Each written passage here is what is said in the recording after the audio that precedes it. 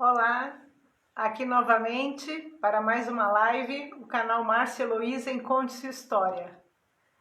Eu peço àqueles que assistam o canal que se inscrevam lá no YouTube, no Márcia Heloísa em Conte Sua História, assistam os vídeos, deem like, compartilhem com os amigos e não se esqueçam de se inscrever. E aqui também, aqui no Instagram, me sigam, aqui no Márcia Heloísa Barbosa. E assim eu vou podendo propagar mais as lives que eu faço com as pessoas que vêm aqui contar as suas histórias. Hoje, especialmente, eu vou reencontrar um ex-aluno que está aí de vento em popa com a sua carreira, seguiu os mesmos passos, né, do seu pai e dos seus professores, e hoje é um colega de trabalho, né? E é um grande prazer de encontrá-lo. Eu me recordo sempre dele como uma pessoa muito doce, educadíssimo, uma pessoa de fácil trato, porque sempre foi assim muito sorridente, muito tranquilo e consciente do que fazia, e fazia tudo com muito amor e carinho, né? Então hoje nós vamos falar com Matheus Nunes Rodrigues Leal. Ele é professor de História e também atua com as disciplinas de Sociologia, Filosofia, Geografia e Literatura. Ele tem licenciatura em História e atualmente está cursando a licenciatura em Ciências Sociais. O Matheus também tem pós-graduação em Metodologia e Ensino de História e Geografia, Metodologia e Ensino de Sociologia e Filosofia e Metodologia e Ensino de Literaturas Brasileira e Portuguesa. O Matheus também já atuou como coordenador pedagógico e hoje em dia ele está atuando muito mais na licenciatura mesmo, como professor, né? E dos ensinos fundamental e médio. Então é uma grande alegria encontrar o Matheus e poder convidá-lo, né? Eu vejo que o Jerônimo já entrou, agradeço ao Jerônimo por estar participando, né? Ele que foi a minha última live e que foi de um grande prazer, né? Eu agora vou chamar o Matheus para que ele entre conosco.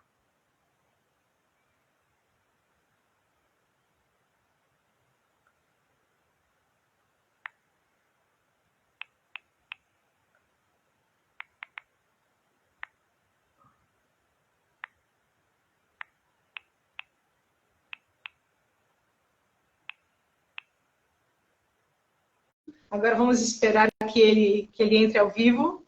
Agora, Matheus, você pode pedir para entrar ao vivo, e aí eu te libero e a gente pode começar. Ótimo, já pediu. Mas esperemos que dê tudo certo. Na última live nós levamos 50 minutos, o Jerônimo passou por essa experiência. Foram 50 minutos para a gente entrar ao vivo. Vamos ver se hoje eu consigo colocar o Matheus mais rapidamente. Já está autorizado e os botões aqui do Instagram parece que novamente não estão colaborando, né? Eu sei, Matheus, você já solicitou e eu já autorizei, mas o botão aqui acho que não está funcionando. Aceitar, dar ao vivo. Vamos ver se funciona. A última vez, Matheus, nós ficamos 50 minutos para conseguir entrar ao vivo. E a persistência ele não pode participar. Alguma coisa está acontecendo. Foi exatamente como aconteceu com o Jerônimo. Hoje também, Matheus, você pede para entrar e ele diz que você não pode participar. Eu não sei qual é o motivo, porque você é muito atuante. Entrou. Ah! Que maravilha, Matheus. Rápido, né? Muito. Hoje entrou... Olha, a minha internet oscilou o dia inteiro. Já fiz oração, já fiz de tudo aqui, de energias para ver se funcionava. E realmente, 5 minutos antes começou a funcionar. Então, eu espero que vá. Se cair, aí você puder ter a paciência de esperar um pouquinho e a gente retoma, tá bom? Claro. Então, já te apresentei, Matheus, e coloquei aqui do nosso passado, todo o seu currículo, né, que é maravilhoso. E eu não posso deixar de começar o nosso encontro lembrando do seu pai, né, que foi um colega de trabalho. Eu tinha muitos embates com ele, porque o seu pai sempre muito revolucionário, e eu já meio centro-esquerda, e a gente tinha algumas divergências. mas, assim, uma pessoa maravilhosa, de uma cultura imensa e que contribuiu muito para a formação de uma geração de alunos, né? E estou muito emocionada de saber que você está percorrendo o mesmo caminho e eu queria justamente começar por aí, né? Que você se apresentasse com as suas palavras e que falasse um pouco dessa influência, porque eu já vejo essa biblioteca imensa aí atrás de você e já vejo a influência mesmo, né? Você deve ter herdado um patrimônio intelectual fantástico, né? Na sua casa, né? Imagino eu. Né? Então, a palavra está com você. Então, primeiramente, boa noite. Queria agradecer muito ao convite, né? Que nem eu até comentei com a minha namorada, fiz uma brincadeira, que aos terraplanistas o mundo dá voltas, né? E para mim é uma honra hoje em dia estar falando de educação com quem me educou, né? Eu até comento que às vezes eu frequento o restaurante que meu pai frequentava, no Sideral, eu sento para conversar com o João, com o Flávio. Então é muito legal conversar sobre educação com quem me ajudou a me educar, né? Sim.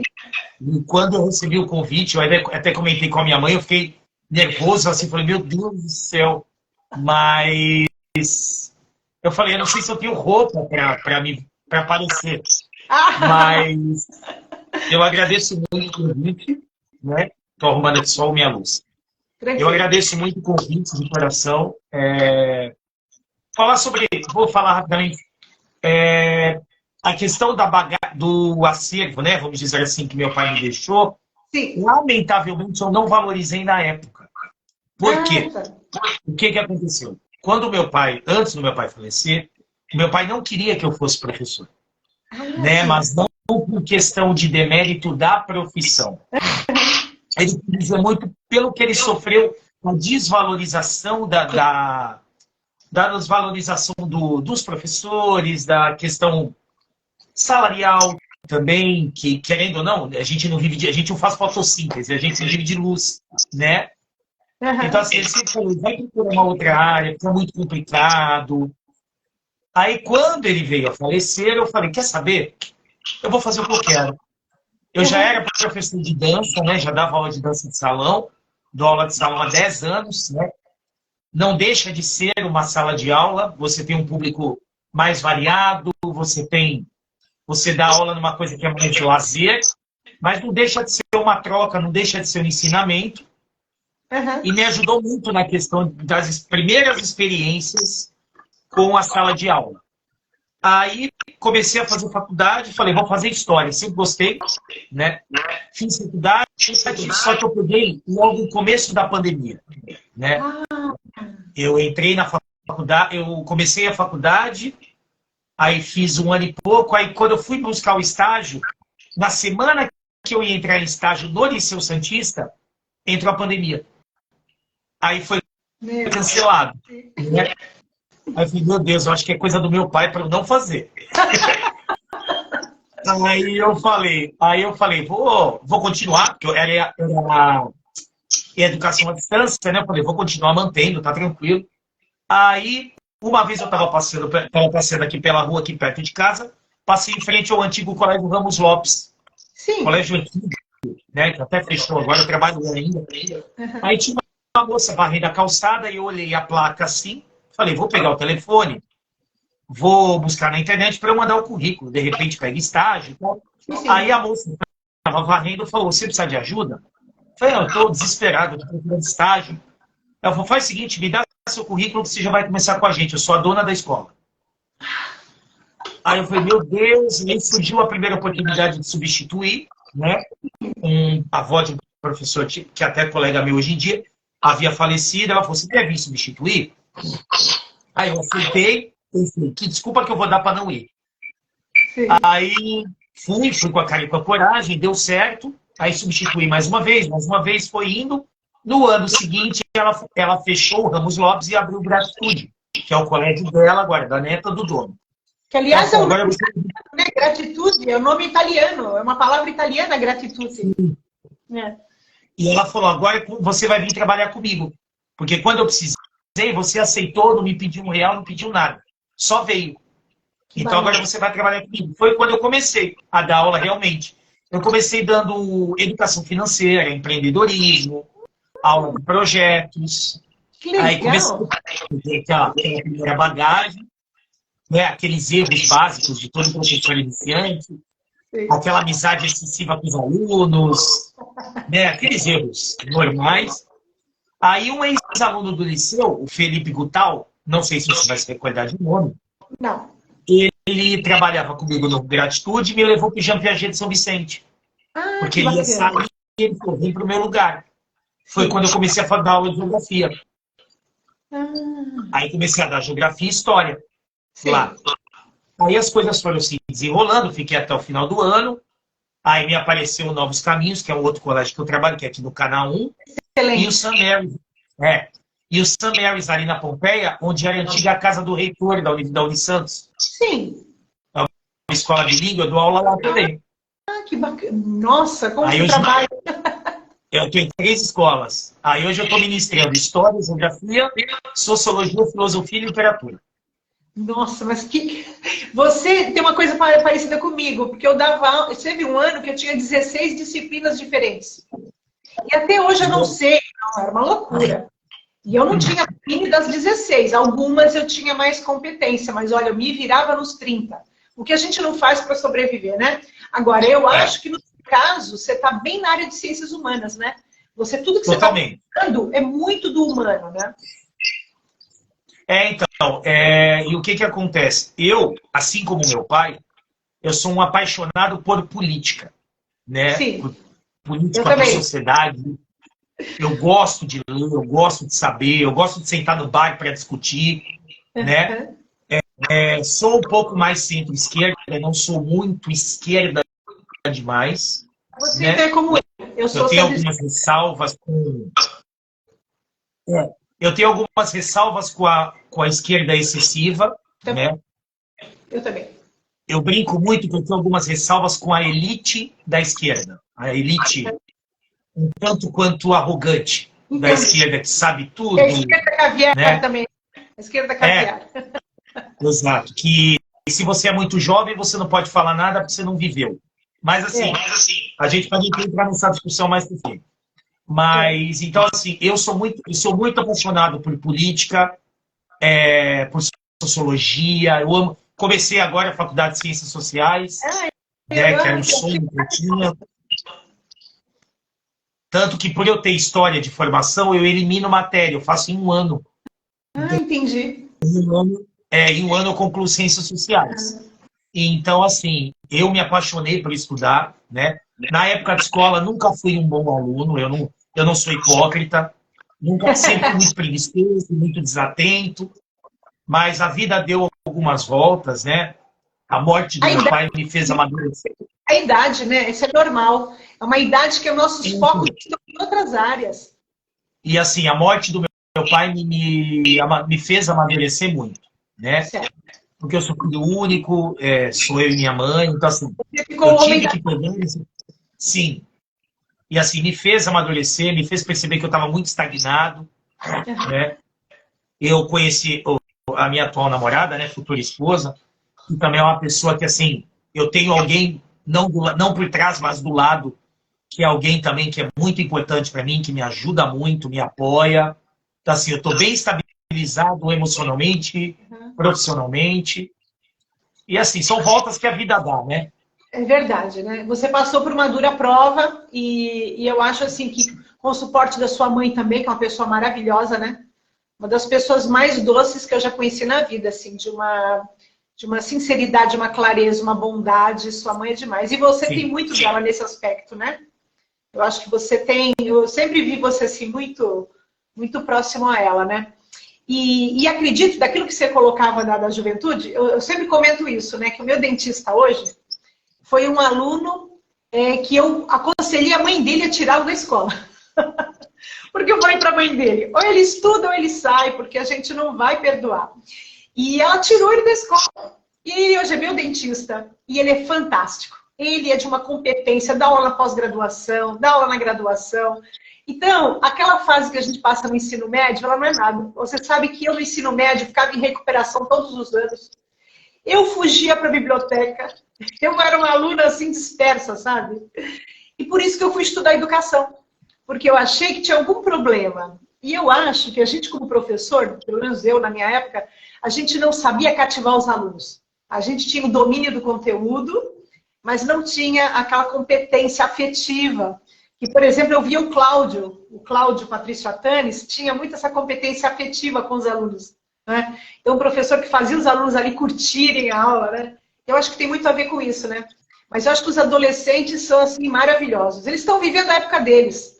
Depois as coisas vêm na hora, você disse, né? Tem a hora da maturidade e a hora de escolher a coisa com tranquilidade. Então, e assim, o que que acontece? Você até usou o exemplo do Cláudio, que eu até sentei outro dia para tomar café com ele, me encontrei no Gonzaga. O que que acontece? O Cláudio tinha muito da ironia na brincadeira. Sim. Né? Tipo, pelo amor de Deus. Eu tenho muito disso. Sim. Modéstia à parte, né? Eu tenho muita facilidade de falar de igual para igual com um adolescente do segundo, terceiro ano do médio. Consigo descer para as brincadeirinhas básicas de uma sexta série, de uma sétima série. E assim, o que que acontece? Eu brinco muito que o professor ele é um ator de teatro. Sim. Né? Por que de teatro? Porque ele vive o personagem ao vivo para todo mundo ali. Não tem uma gravação, não tem uma edição. Sim. Né? Então, assim, a gente tem muito que... Porque eu sempre brinco que cada aluno é um universo. Né? Então, assim, se a gente achar que é todo mundo igual, Sim. a gente não vai conseguir atingir ninguém. Né? Verdade. A gente vai criar reprodutores de... A gente vai criar papagaios, reprodutores de informação. Né? Então, assim, a gente tem que criar seres pensantes.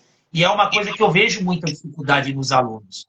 Se você colocar, por exemplo, se eu colocar uma questão de sociologia sobre, vamos imaginar, cotas sociais, por exemplo, cotas raciais, e eu colocar justifique, parou.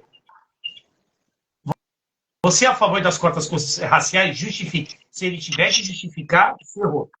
Ele vai porque no eles sim têm ou a não? dificuldade de argumentar, de construir um raciocínio. Eu sinto muita falta disso. Né? Tanto que as minhas aulas de sociologia e filosofia, elas quase não têm caderno. Elas quase não têm livro. Não que não tem. Tem material didático. Entendi. Mas, assim, para mim, é uma viagem. A gente tem um fio condutor, mas a gente nunca sabe como vai acabar a aula. Sim. Entendeu? Se eu quiser controlar a aula de filosofia ou sociologia, ali eu vou sozinho. Porque eles não têm a mesma mentalidade que eu. Verdade. Entendeu? E é diferente da história da geografia, que você tem mais dados concretos, né? Você tem fatos. Você tem, como é que eu posso dizer? Você tem mais imagens. História e geografia, você tem muita imagem.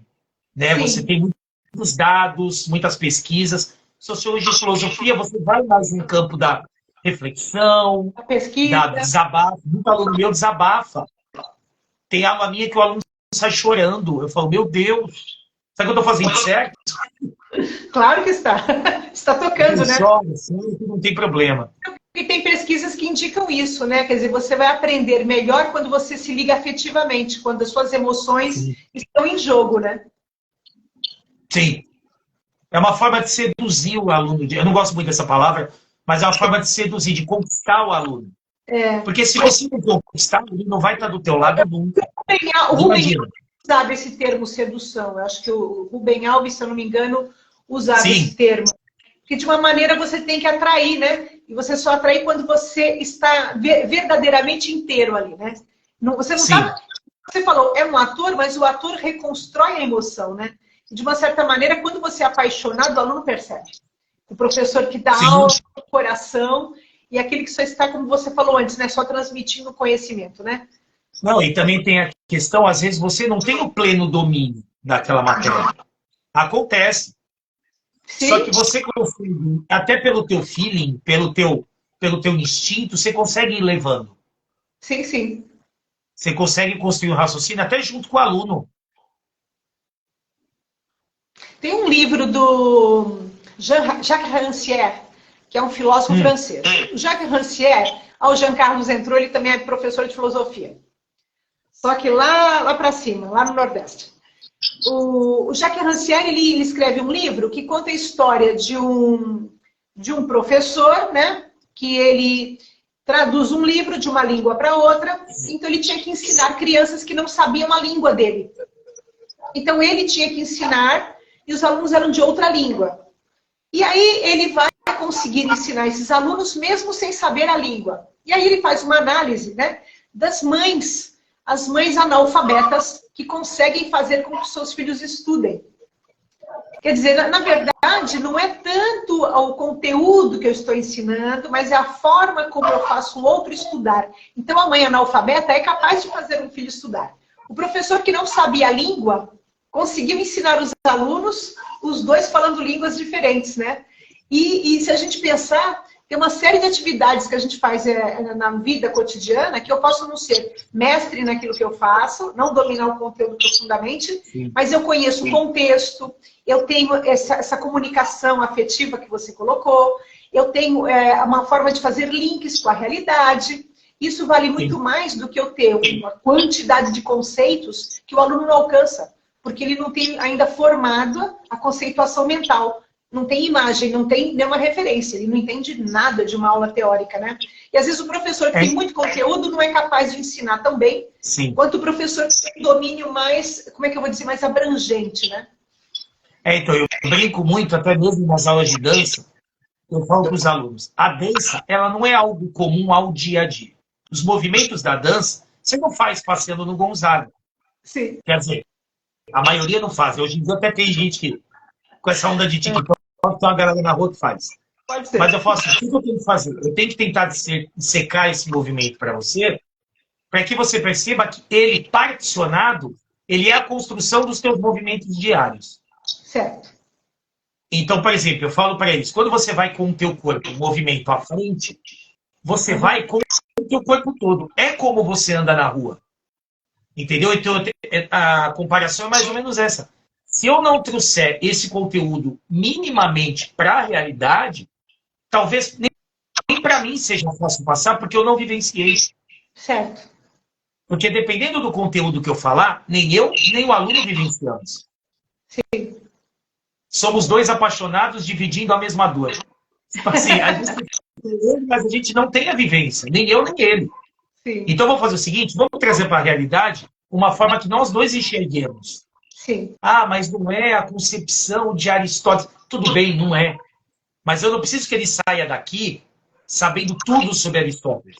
Exatamente. Eu preciso que ele saiba pensar. Se ele quiser, ele pesquisa Aristóteles depois. Sim. Entendeu? Eu preciso que ele pense. Ele pensou, já é assim 50% do meu trabalho feito. Porque os outros 50%... Eu dei estágio no curso de filosofia, e esse era um problema que eu tinha. De mostrar para eles que eles não poderiam pegar aquele construto teórico imenso e profundo para trabalhar no ensino médio. Eu dizia, isso não serve para o aluno, porque o dia que ele quiser se aprofundar, ele vai fazer faculdade de filosofia, vai fazer o bacharelado. Sim. O que importa para ele é a filosofia no cotidiano, o que ela vai auxiliá-lo a pensar. Né? Esse momento que a gente vive agora, né, tão terrível, né, em que as pessoas têm uma dificuldade imensa para raciocinar, como você disse, para argumentar, para justificar. Se elas aprenderem em filosofia isso, já está mais do que bom. Elas aprenderem a pensar com cuidado, com critério, não se deixarem levar nem pelos outros, poderem ter essa autonomia de pensamento. Nossa, você já fez um grande trabalho em filosofia. Não vai ficar ali, né, despejando aquele balde de informação na cabeça do aluno. Né?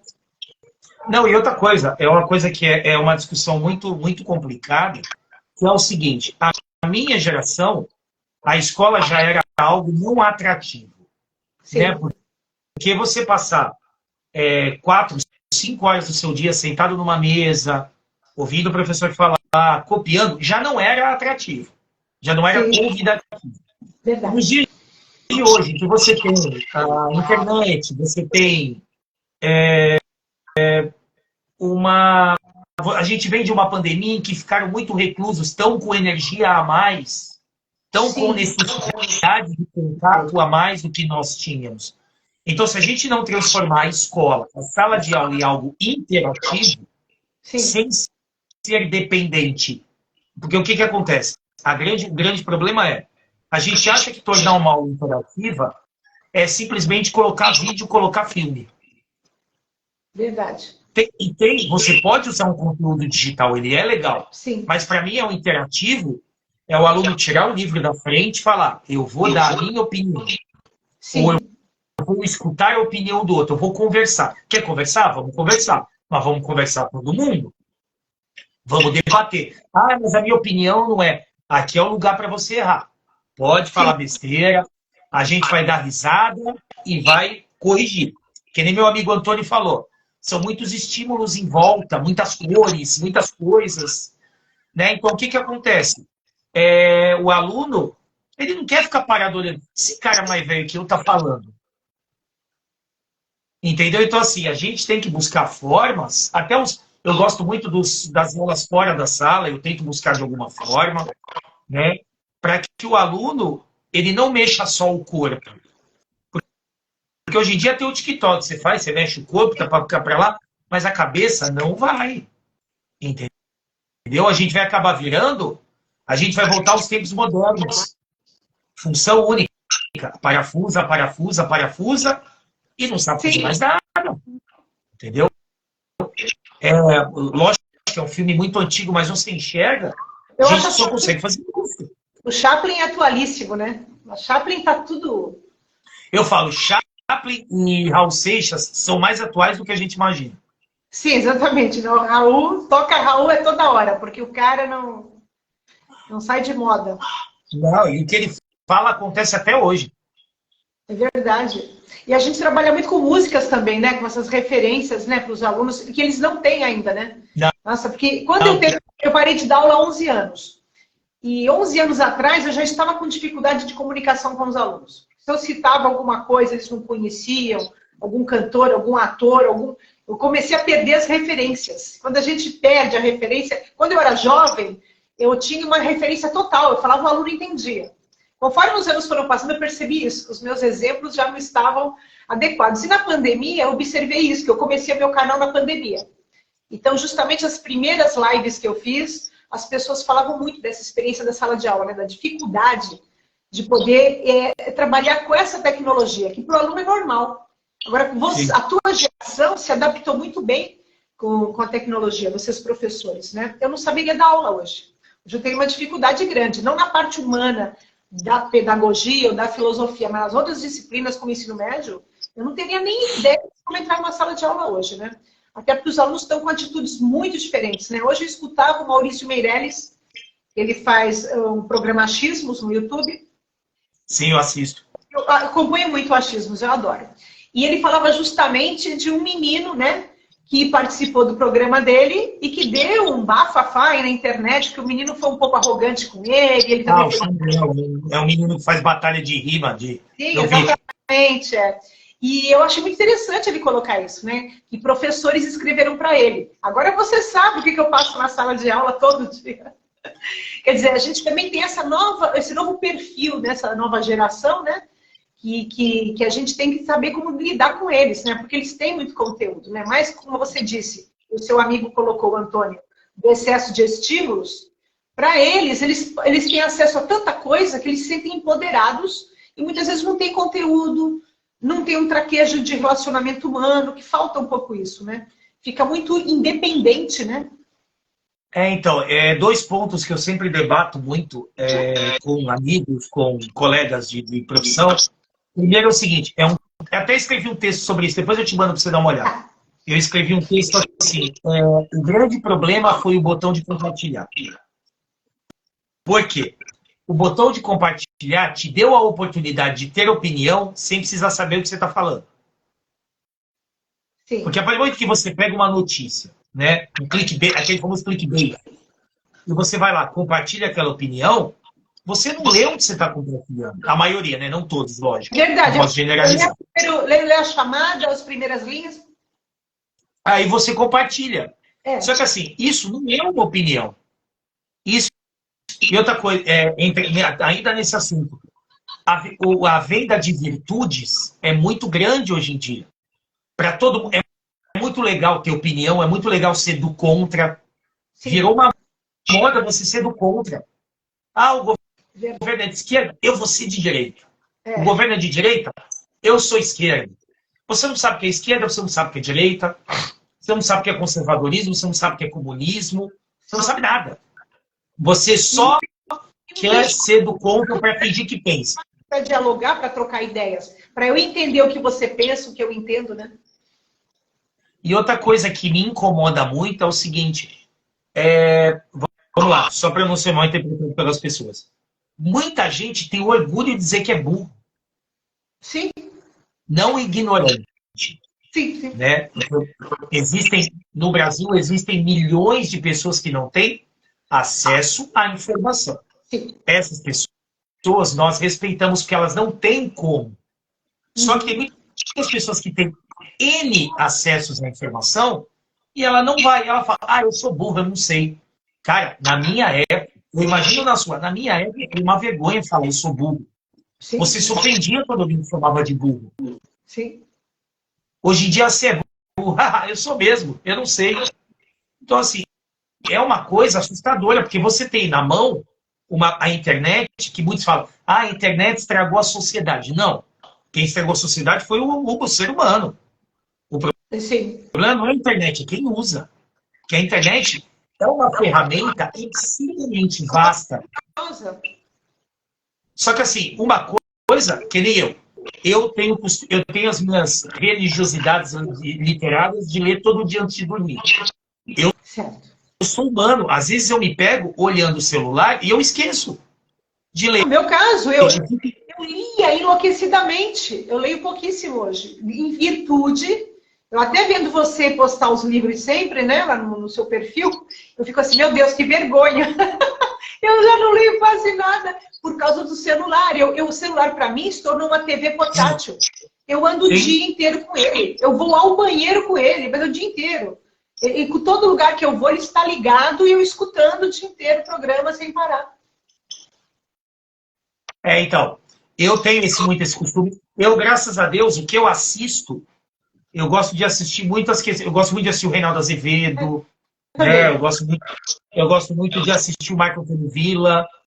Eu tenho um conteúdo que eu consumo que ele é enriquecedor. Mas eu também tenho os meus rios no Instagram, tenho também as minhas bobeiras. Né? Até porque senão a vida fica muito chata. Mas, assim, o que acontece? O aluno em si, ele não tem essa balança. Ele não tem esse tipo de segmento de eu posso fazer o que eu quiser e eu preciso fazer coisas para que a vida não faça o que ela quiser comigo. Nossa, boa reflexão essa. Eu não tinha pensado nisso.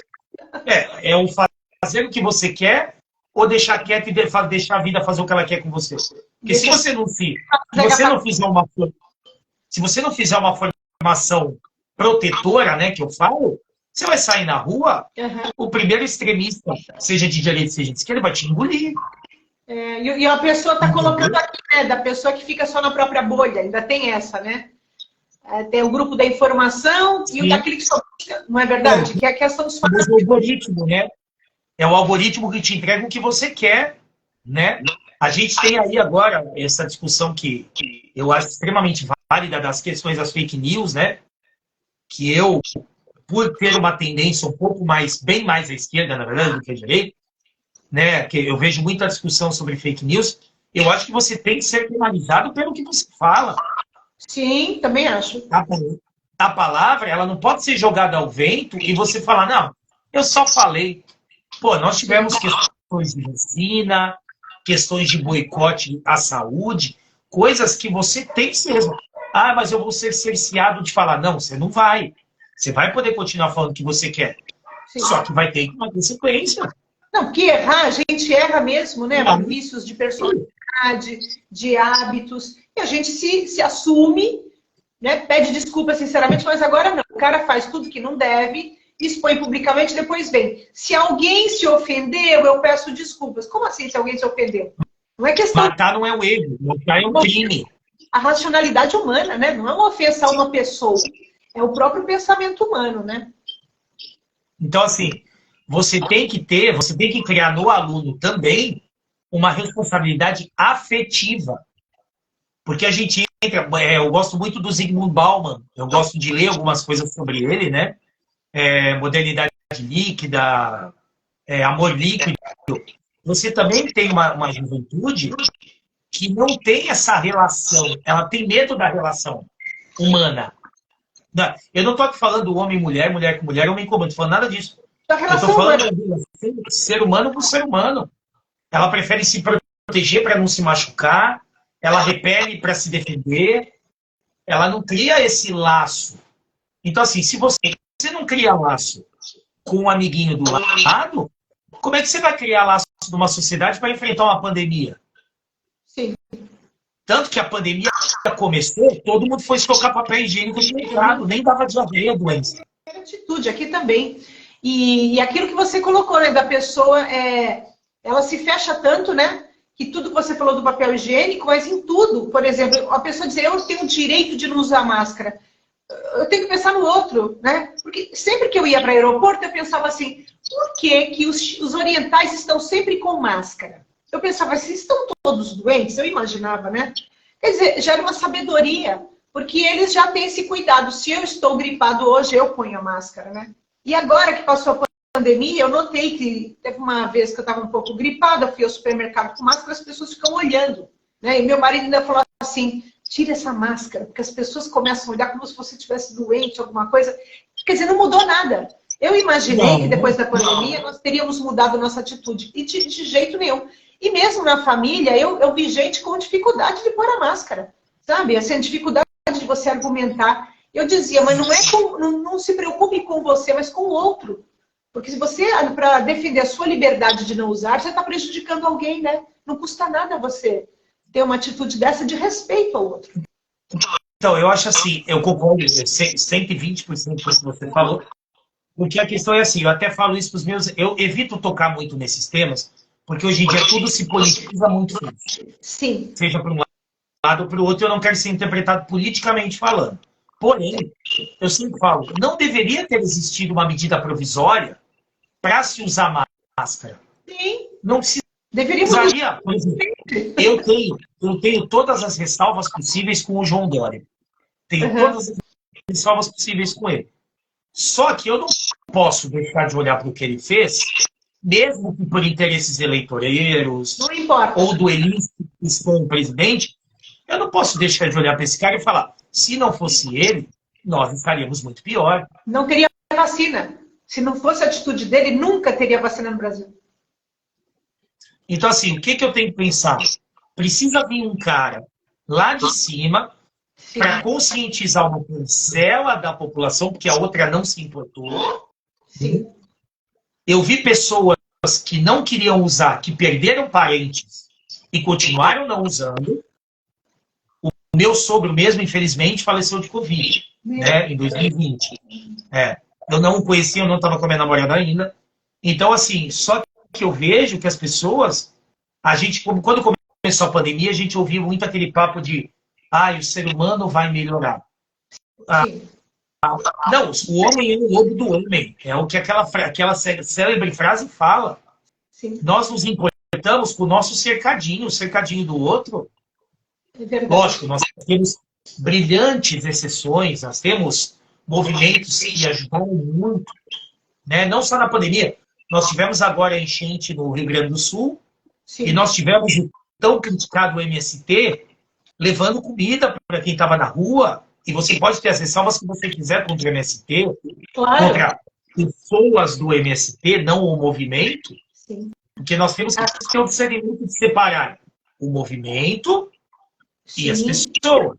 Sim, é como separar comida. Há os separatistas no Sul, mas há também gente que tem consciência de país, de nação, né? Sim. Agora eles precisaram da ajuda de todo mundo, né? Nessa hora a gente vê que somos todos irmãos. A gente não pode ficar nessa situação, né? Então, o que acontece? Eu até falo muito para os meus alunos na autoescola, eu falo o seguinte, eles falam assim, que a pandemia, ninguém se ajudou. Eu falei, sabe o que falta para o brasileiro?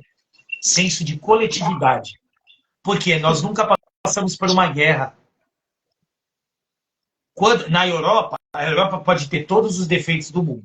É um continente extremamente racista, em grande parte, né? Antissemita em algumas regiões, né? Isso aí dá um outro debate. Mas quando é um problema seríssimo de caos social, eles têm a sua parcela de união, né? Ah, o Brasil é um povo acolhedor. Calma aí, é acolhedor com o que vem de fora, porque nós adoramos o que é de fora. Verdade. Nós temos essa síndrome do vira-lata, infelizmente. Mas quando é para ajudar um amiguinho do a gente não ajuda. Eu vou estocar o meu papel higiênico e ele que limpe a bunda do jeito dele. Verdade. O álcool gel a R$ 50 na pandemia. Que coisa, hein? Meu Aqui Deus, também. R$ 50. Aqui sumiu álcool. Na primeira semana não tinha álcool no supermercado. A gente Entendeu? Pô, o que você deveria fazer? Na Europa, o que eles fazem? Eles abaixam o preço para todo mundo comprar. Você aquece o mercado da mesma forma. Mas é mais fácil pegar pelo desespero. Está todo desesperado? Vão comprar de qualquer jeito. Não tem lugar onde o capitalismo gere mais lucro que o Brasil, né? É um país assim, muito, de um exagero absurdo, né? O lucro aqui que a gente tem, né? É muito triste, né? Mas assim, você nesse trabalho com os jovens, como é que você consegue trabalhar essa questão das fake news?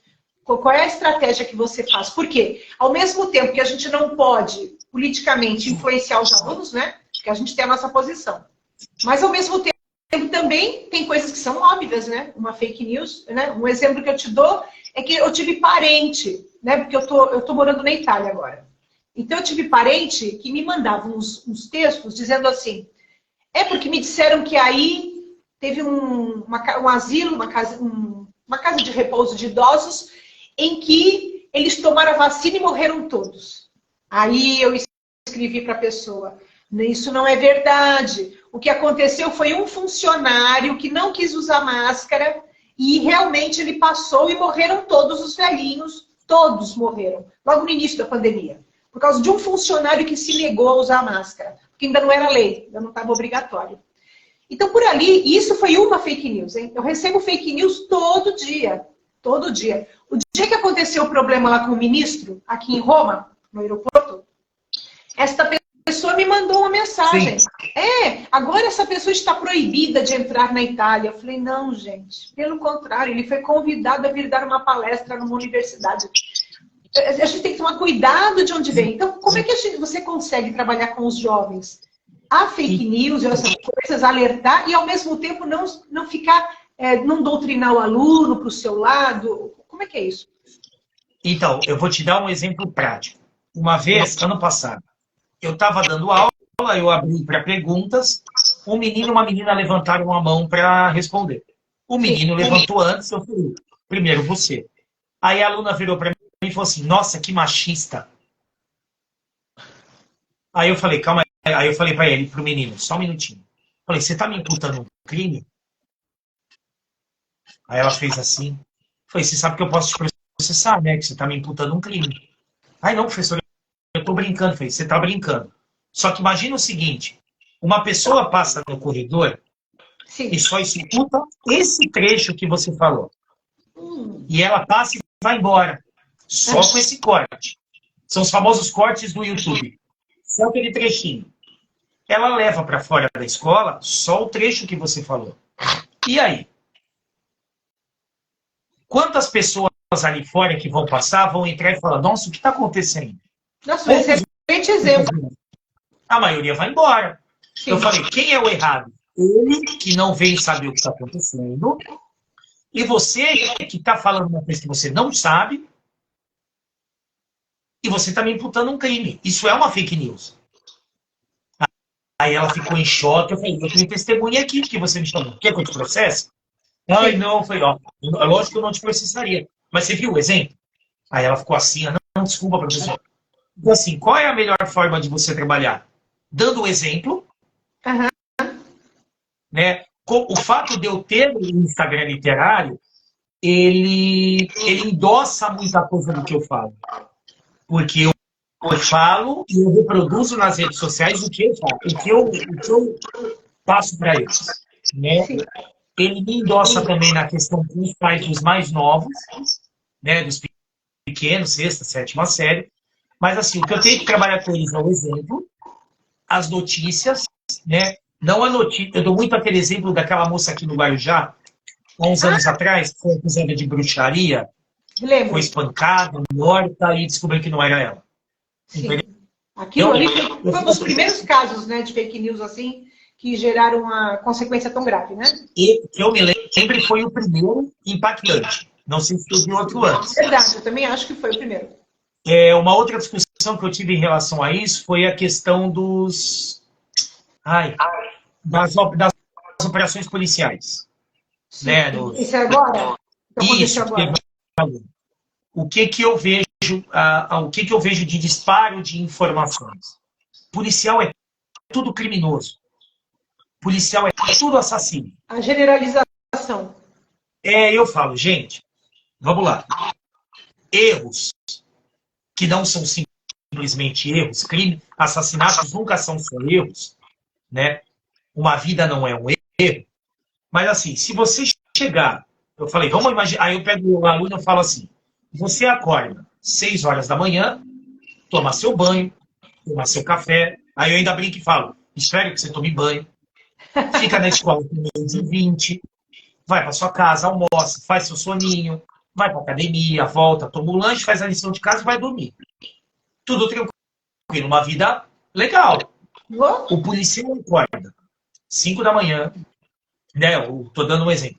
Ele esconde a farda dele, porque ele não pode sair fardado. Não pode. Ele sai de casa olhando para o lado. Ele entra num carro, se despede da família, sem saber se ele vai voltar. Uhum. Mas todo mundo não sabe se vai voltar. Foi tudo bem, mas o risco dele é 1000 vezes maior que o nosso. Com certeza. Ele vai trabalhar. Ele trabalha com uma arma. Por que ele trabalha com uma arma? Porque ele tem que se proteger. Sim. Ele vive em estresse o tempo de trabalho dele inteiro, olhando para o lado para ver se ninguém vai matá-lo. Uhum. Ele vai chegar numa operação em que todo mundo ali está disposto a matá-lo. Será que também não é um trabalho em que a gente tem que pensar do outro lado? Se colocar no lugar do outro. Né? Não, lembrando, não é justificando os erros. Mas assim, é se colocar no lugar do outro, que é um ponto de estresse o tempo inteiro. Sim. O policial não tem um pingo de descanso. Ele não tem um momento que ele fala, agora eu vou descansar. Não. Então, assim, muitas vezes, ele está com o psicológico dele, então ele não está nem pronto para aquela operação. Não, além tem uma política, às vezes, de incentivo mesmo, né? A gente vê que a mudança de um governador ou de um secretário de segurança muda muito a atitude do policiamento, né? A gente vê que talvez aquelas pessoas que já têm uma tendência a serem mais agressivas e invasivas, né? Que tem não vou chegar a dizer traços de psicopatia, porque a gente não pode provar, né? Que aí está entrando numa seara médica, né? De diagnóstico, mas a gente sabe que existe. Agora, não pode generalizar, porque né, eu conheço policiais, pessoas muito sérias, muito que não precisaram a vida inteira atirar em ninguém, conseguiram se aposentar sem dar um tiro, porque o cara conseguiu fazer um trabalho assim de uma forma bastante humana, né? Bastante humanista, né? O que é bem difícil, né? Mas você falou bem, é trabalhar com eles para não generalizar, que aliás é a tarefa da filosofia, né? A gente não generalizar as análises, né? Então, e essa generalização. E outra coisa, eles também têm por trás uma parte da população visceral. Sim. A gente não pode esquecer isso. Tem uma parte da população que é visceral. Que é uma parte da população que, se pudesse, pegava essa arma e levava para matar. Bom, nós vimos o 8 de janeiro, né? Então, a gente tem uma política de armamento. Política não. A gente tem uma política de armamento. Não foi difícil encher aqueles ônibus. Que é isso que é assustador. Agora, eu acho assim, de uma certa forma, aquilo tudo foi bom para a gente saber o que estava do nosso lado, né? Porque aí nas famílias também, né? Eu, por exemplo, convivo com muitos bolsonaristas na família. E eu procuro respeitá-los, porque não só porque são meus parentes, mas porque eles têm direito a ter a opinião deles. Agora, na medida em que as pessoas apoiam essas atitudes todas, é chocante, não é? Assim, você tem que pensar toda a vida, a gente cresceu junto, a gente tem as mesmas formações. Como pode alguém ser favorável, né? Não tomar vacina, não colocar uma máscara, a destruir um patrimônio cultural, né? Que para mim, eu não estou dizendo que a agressividade física, humana, não me assusta, mas o patrimônio cultural também me dói muito, sabe? Quando eu vi aquela destruição, eu falei, possível, Brasília é uma referência para o mundo inteiro, em arquitetura, em cultura, não é? E a falta do apreço, né? Como é que você mutilam uma obra de arte. Não é? Assim, é muita falta de... É uma ignorância, primeiro é uma ignorância, A tudo bem? maioria não sabia nem o que estava agredindo. Agora, assim, é um símbolo, né? Para mim, Brasília é um símbolo. É um símbolo negativo no aspecto de tudo que ocorre na política, mas também é um símbolo positivo no sentido cultural, né? É importante. E tem políticos honestos trabalhando, tem políticos que eu tenho apreço em escutar, sabe? Eu gosto de escutar uma Tabata Amaral, eu acho que eu tenho tanto interesse. Gosto de gente da esquerda. Tem gente que é centro-direita que tem ainda um respeito, uma educação para falar. Não é todo mundo maluco. Agora, entrou uma quantidade de gente muito doida, né?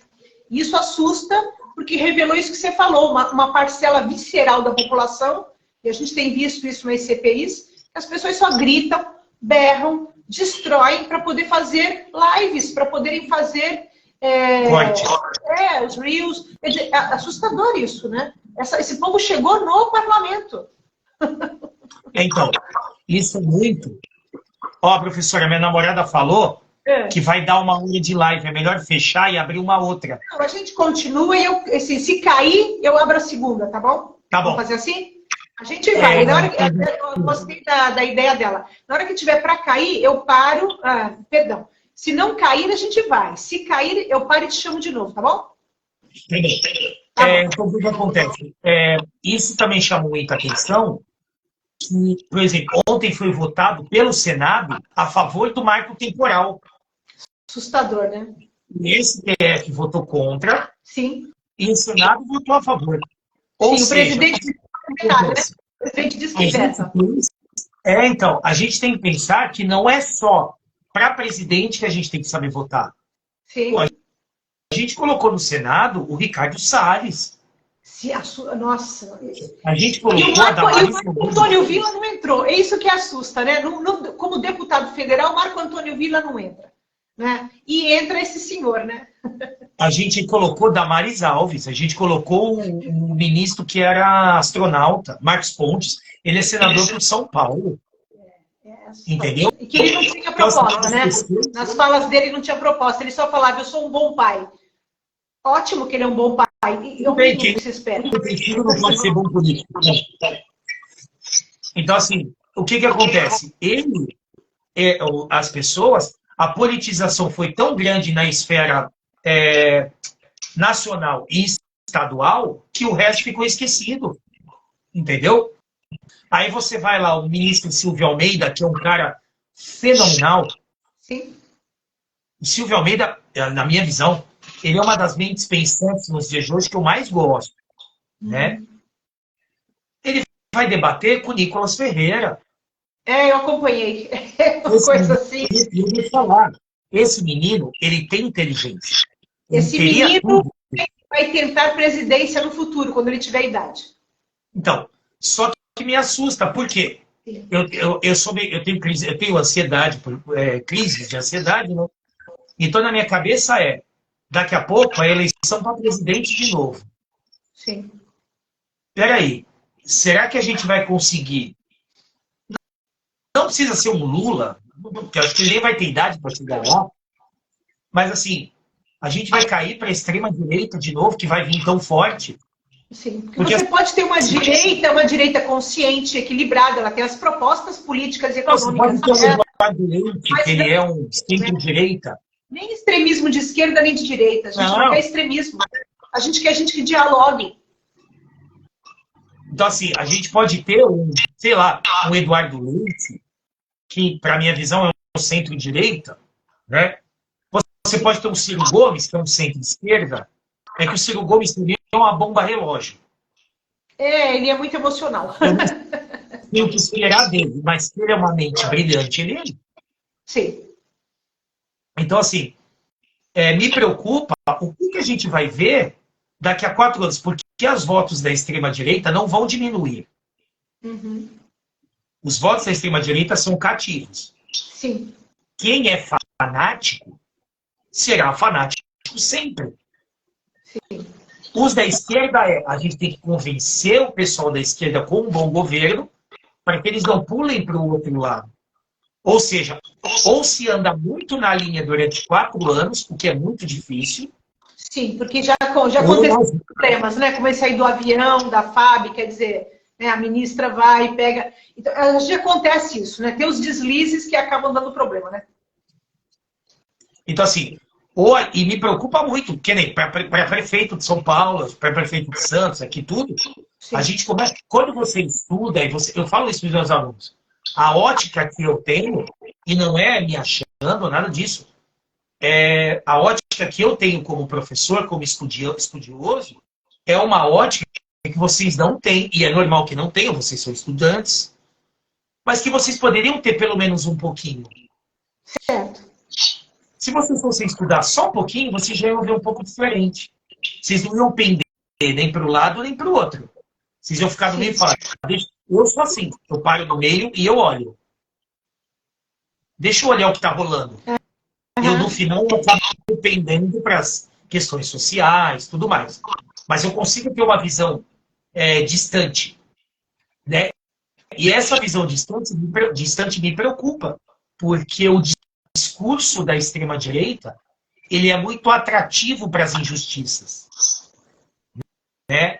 Não na questão, não digo nem a questão do discurso de sanar as questões sociais, não é isso. Mas as injustiças criam um ódio tão visceral na pessoa que o discurso da extrema-direita é gostoso de ouvir. Sim.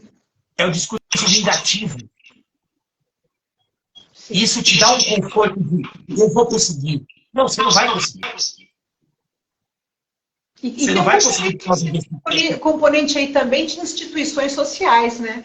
Que se aproveitaram muito dessa situação e manipularam a população, né? Eu não vou citar, eu não vou citar para não criar problema, mas determinadas linhas religiosas contraditoriamente, né, associaram, por exemplo, Jesus a armas, não é?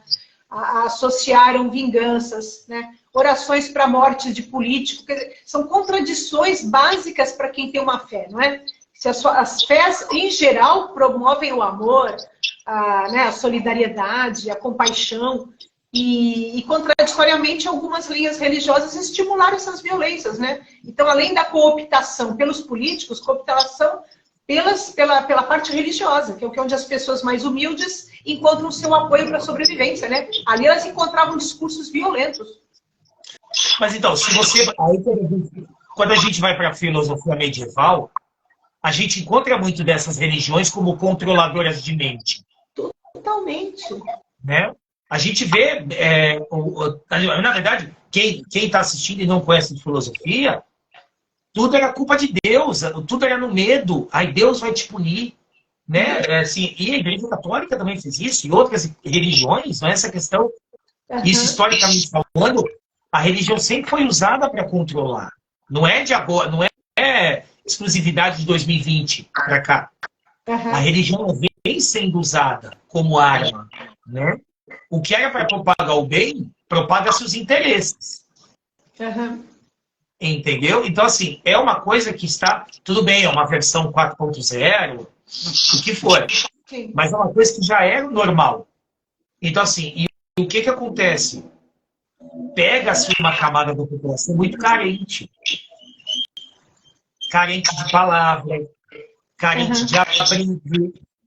Sim. Então, assim, eu não posso julgar também essas pessoas que entram, né? Depois elas acabam tendo discernimento e continuam. Mas no momento da carência, elas vão porque quem as acolheu. Verdade.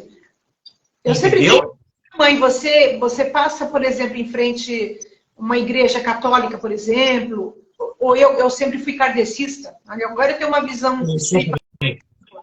Mas eu fui kardecista há muito tempo. Você passa por um centro kardecista, uma igreja católica, estão com as portas fechadas. Mas tem determinadas denominações religiosas que se você passar meia-noite, está aberta. Tem alguém lá na porta esperando. Então, pessoas que têm crises noturnas, ou problema emocional, elas sabem onde procurar, né? Ali tem sempre uma palavra, né? E aquilo, se a palavra for esclarecedora, acolhedora, mas for uma palavra que leva ao fanatismo, a uma dependência, né? Porque às vezes eu acho que as pessoas estão procurando um pai. Os extremistas extremistas, os fanáticos, eles querem alguém que pense por eles. Um pai psicológico, um pai psicanalítico, um pai que coordene o seu próprio pensar, para ele não ter essa responsabilidade, né, de escolher. E aí ele vai e faz... joga a responsa para alguém. E os maiores índices de... Isso é estudo, né?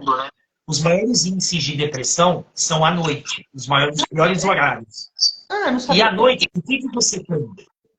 E outra coisa, as igrejas católicas, qual é a comparação? As igrejas católicas, elas são igrejas antigas que não mudam de lugar. Certo. Algumas outras religiões, elas migram de posição para lugares necessários. Entendi. Então, assim, a igreja católica, você precisa ir até ela. Sim. Algumas outras religiões, ela vem até você. Sim. Entendeu? Então isso é uma diferença, porque às vezes você não tem condições de ir até lá. Você precisa que alguém venha até você. Entendi. Entendeu? Então o que acontece? Elas são mais sedutoras. Elas acalentam muito mais. Entendeu? Tem essa questão também, que a gente não pensa. Porque a gente pensa que é um ser humano que está ali. Independente de qualquer coisa, é um ser humano que está ali. É sim. Né? É verdade. É um absurdo. Na sociedade em geral. Agora, do ponto de vista dos seus alunos e dos pais deles, que eu acredito que você trabalhando em escolas privadas, você já tem acesso Sim. a uma população que tem mais esclarecimento, que tem talvez uma condição financeira que permita ter acesso aos bens culturais, né?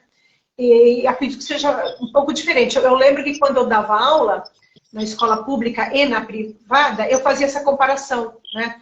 Então, os meus alunos da periferia tinham muito mais vinculações com essas denominações, né? Com essas seitas religiosas, com essas denominações outras. E era assim, até na vestimenta, tá? A gente via a diferença, o corte de cabelo, o acesso a uma vida mais de consumo em geral. E eu vi que ali tinha mais efeito ainda esse discurso das aulas de sociologia, para independer mais um pouco o pensamento e filosofia, porque eles não tinham esse contraponto. O contraponto quem fazia era a escola. Porque no ambiente familiar e da sua igreja, era só obediência. Era só o respeito à hierarquia. E era nas aulas de filosofia e sociologia que a gente criava esse contraponto. Eles não tinham contraponto no meio deles. Era todo mundo igual. E já na escola privada, não. Como os pais tinham acesso, eu tinha muito mais uma diversidade de opiniões, porque os pais talvez fizessem isso, tanto se fossem para a direita ou para a esquerda, mas a gente tinha. E como é que é você, estando trabalhando hoje com o ensino privado, como é que é? Os pais e os alunos, nesse contexto que a gente estava discutindo, né? Essas grandes influências das instituições no pensamento das pessoas. Então, é assim, eu vou te falar, eu não tenho muito contato com os pais. Okay. Pelo seguinte fator. As escolas que eu frequento, geralmente eu tenho contato com a turma uma vez na semana, aula dupla. Uhum.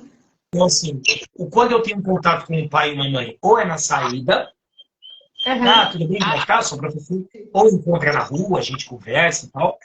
Mas, assim, eu sinto que os pais, pelo menos das escolas que eu trabalho, são pais que acreditam, confiam muito no trabalho. Eu não sinto questionamento, confronto. Lógico, existe, às vezes, mas acho que a minha linha é tão, modéstia à parte, a minha linha é tão não confronto ideológico, né, que eu acho que não surge essas necessidades de um debate mais aprofundado com o pai ou a mãe. Né? Lógico, existe às vezes uma dúvida e tal, e não tem problema nenhum, faz parte. Mas até o presente momento, eu nunca tive nenhum problema. Posso ser que venha a ter, eu acho que isso é normal. Né? Uma coisa muito curiosa que meu pai sempre falou para mim, ele falava assim, se uma coisa eu falo, eu nunca abro mão de dar um morro. Porque a gratidão que essas pessoas têm pela informação que eu levo, eu não encontro em lugar nenhum. Isso é verdade. Ele sempre falou para mim. E eu não sei se você vai lembrar. Eu sempre lembro desse episódio. Uma aula sua, um aluno falou assim para você: mas eu pago o seu salário. Eu nunca me esqueço disso. Eu não vou me lembrar quem foi, mas eu me lembro disso acontecer. Eu também não lembro quem foi. E você falou assim, engraçado, o teu nome não está no meu olerite. Exatamente, foi isso que eu falei. Menino, que memória. Eu nunca esqueci dessa coisa. Nunca. É. Você falou, eu falei, meu Deus, que resposta genial.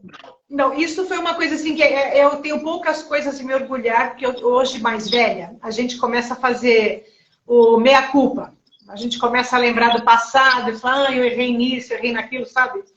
Mas uma coisa que eu tenho orgulho é que eu nunca misturei, sabe? Assim, eu não trabalho para o pai, para o aluno, eu trabalho para a cultura, eu trabalho para a verdade, né? Eu trabalho para o conhecimento. É para isso que eu trabalho, né? Então, nesse sentido, eu preferia perder o emprego do que ter que fazer algo porque alguém mandou, não é? Então, nesse ponto, eu continuo com o mesmo pensamento, né? E que bom que você lembrou, porque eu já tinha esquecido isso. Mas você falando, eu lembrei na hora. Nossa, eu nunca me esqueci disso. É. Eu achei assim, tem um cachorro aqui no canto. Ah, tô vendo? Humanizando a live. Eu nunca me esqueci disso. Nunca. Mas assim, qual o nome? Teodoro. Teodoro. Que nome chique. Eu sei que essa frase sempre ficou. E eu já usei algumas vezes essa frase. Porque dessa atitude sua com os pais, com os alunos, eu estava pensando, quando você falou que primeiro você educa pelo exemplo. Que primeiro você dá o exemplo, né, na questão das fake news. E aí também você dá o exemplo, porque na hora que você não confronta, você mostra para ele que é possível. A Marineuza aqui. Marineuza está sempre presente. Já fiz live com ela também, maravilhosa. Vale a pena assistir a live dela. E quando você não confronta, você mostra que pode ter diálogo. Que não é só dar pau, né? Porque eu passei por muito isso no Estado. Eu me lembro de numa escola na Praia Grande, numa época de muito acirramento político, um cara que era de esquerda, na época eu era muito mais esquerda que hoje, eu era bem mais definida, e eu lembro que ele não dava aula, ele dava geografia, ele só fazia palanque, não dava aula, sabe? Eu dizia isso depõe contra a esquerda, né? Eu falava assim com os meus amigos, isso depõe, porque se você quer formar bem alguém, é formar alguém com conhecimento, não é fazendo proselitismo político dentro da sala de aula, né? Sim. Então, é uma das coisas que realmente depõe, e eu já vi isso acontecer, é essa necessidade que você tem de converter. Uhum. Do meu lado. Você não... Porque assim, o que você converte, ele funciona por um tempo. Porque se você converte para algo que não é bom, em algum momento ele vai perceber que não é bom. Sim. Então é muito mais fácil eu te explicar, te fomentar uma base sólida, te ajudar a raciocinar para você entender que o que eu estou te falando, o que eu penso vale a pena.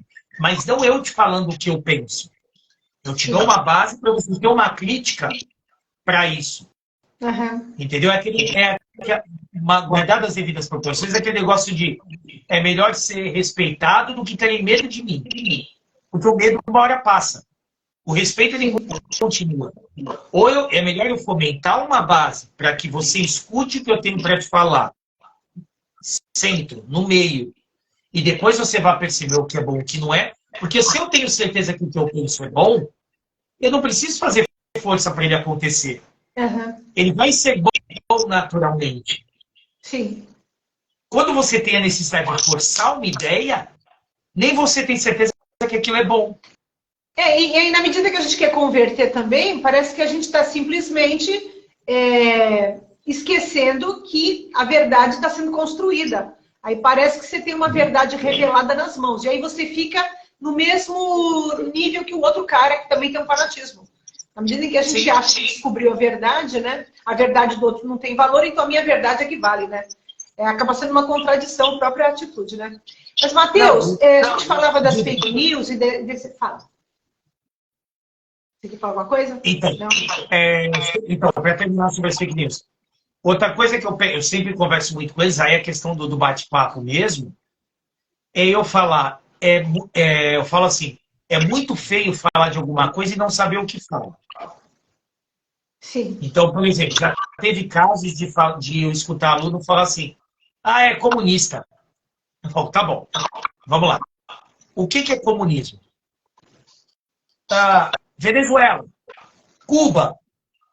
Eu falo, mas não, eu não perguntei que país que você acha que é comunista. Quero saber o que é comunismo. Nossa bandeira do Caçaga Vermelha. Não. Quero saber o que é comunismo. Não sabe. Eu falo, então não passa vergonha de não saber o que é. Não sabe o que é? Não fala, não tem problema. Eu não dou opinião sobre vacina. Eu não dou opinião sobre física quântica. Eu falo para eles, quando eu converso com um professor de matemática sobre matemática, só ele fala, eu só escuto. Mesmo que ele seja professor que nem eu. Eu não sei, eu tenho que ouvir.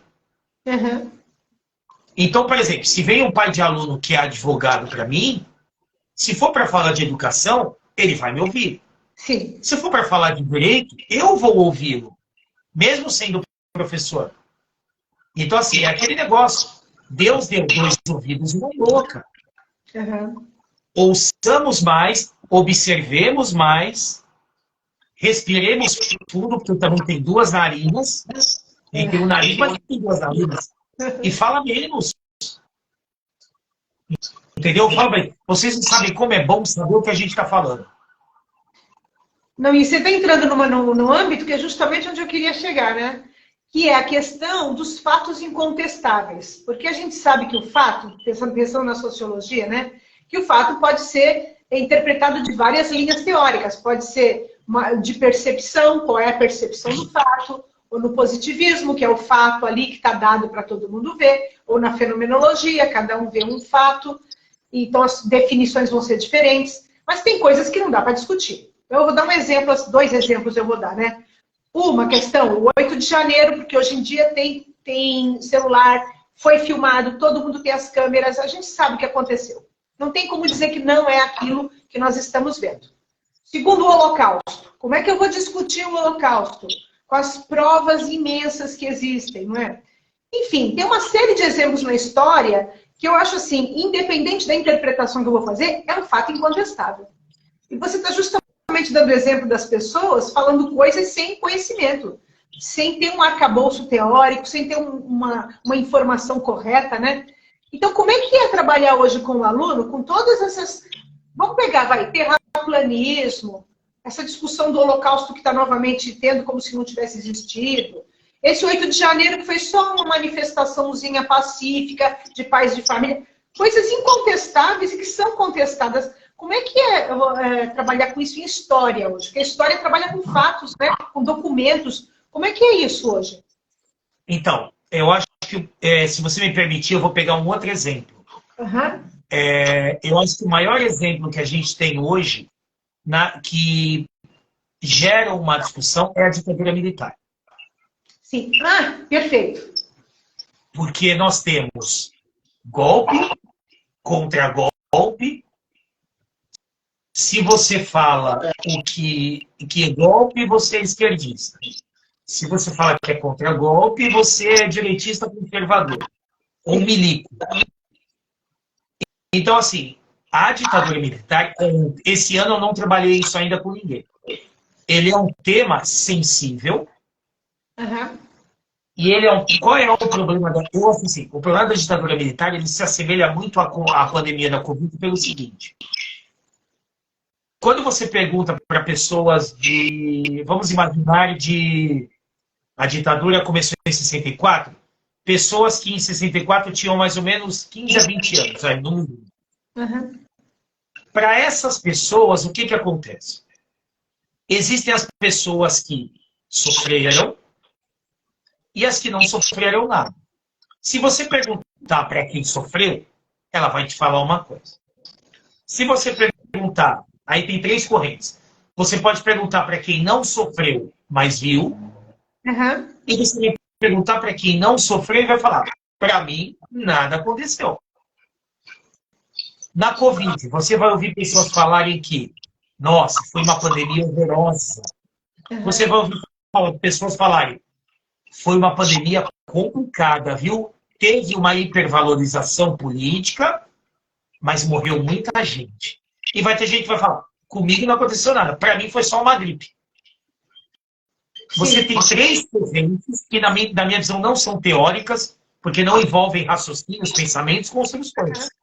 São 3 experiências diferentes. Então, quando você leva uma ditadura militar para a sala de aula, o que me dói falar disso?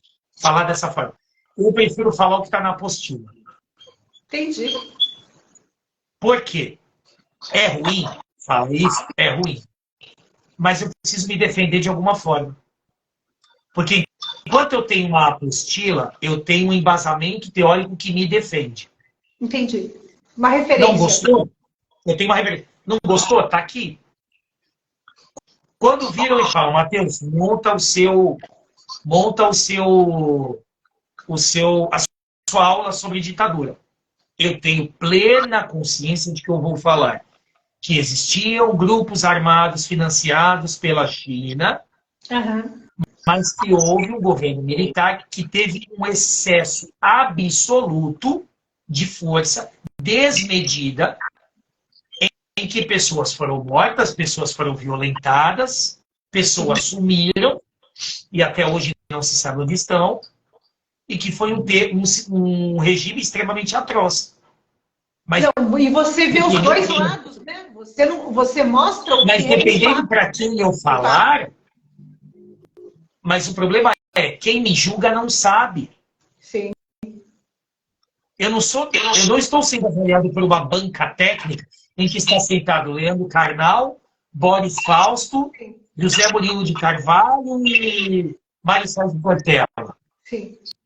Não, eu estou sendo avaliado pelo carinha que é funcionário público, eu estou sendo visualizado pelo aposentado, pela dona de casa, pelo aluno, pelo menino que abandonou a escola, mas a força da palavra na internet é a mesma. Não, análise de muito bom senso. Realmente, na internet está todo mundo igual, né, equalizado, né? Todo mundo na mesma... É. O cancelamento, para eles, é igual. Verdade. Porque o Karnal, por exemplo, vou dar um exemplo muito besta. Se o Karnal me ouve falar e não concorda comigo, o que ele vai fazer? Ele vai contra-argumentar. Sim. O ignorante, o que ele vai fazer? Printar o que eu falei, gravar e jogar na internet. Não, e se não te denunciar ainda, né? Denuncia o canal e acaba, né? Eu estava lembrando aqui do Gabeira, né? Que o Gabeira foi o cara que militou até no terrorismo, né? Ele fez de tudo, mas ele soube analisar. Ele soube analisar o que aconteceu e ele é muito criticado pela esquerda, não é? Porque parece que ele vai renegar do movimento. Não é isso. Ele é claro a expor qual era a posição dele na época. Ele tinha 19 anos. Imagine, não é? Quer dizer, ele hoje com clareza fala, não, o que a gente fez não estava certo, não era daquela maneira. Mas exatamente o que você disse. Quer dizer, tinha esse financiamento externo, mas tinha também uma crueldade tremenda, né?